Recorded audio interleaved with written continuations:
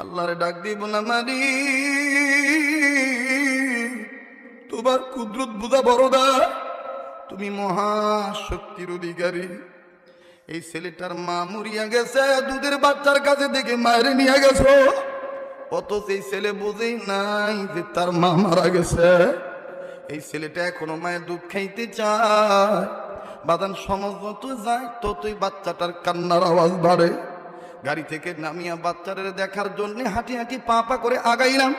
অ্যাম্বুলেন্সের দিকে যখন তাকাইলাম, নজর করিয়া দেখি শত শত মানুষ, আমার মতন যুবক এবং মধ্যম বয়সী লোকেরা অ্যাম্বুলেন্সের চতুর্দিকে দাঁড়ায় দাঁড়া মা মরা বাচ্চাটারে দেখে আর নিজেরাই কান্দে আর চোখের পানি মোছে।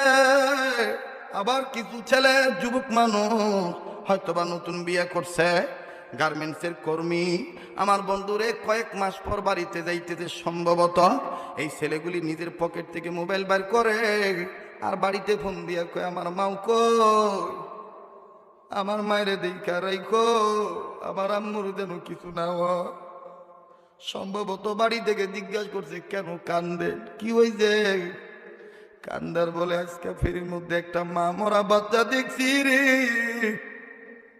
এই বাচ্চাটারে কেউ থামাইতে পারে না।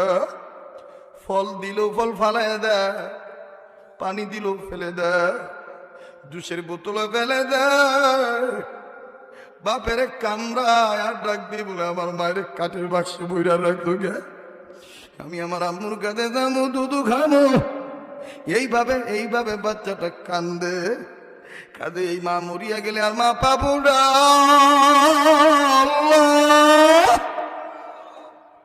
বাদান রে, এই মা কার দুনিয়ায় নাই।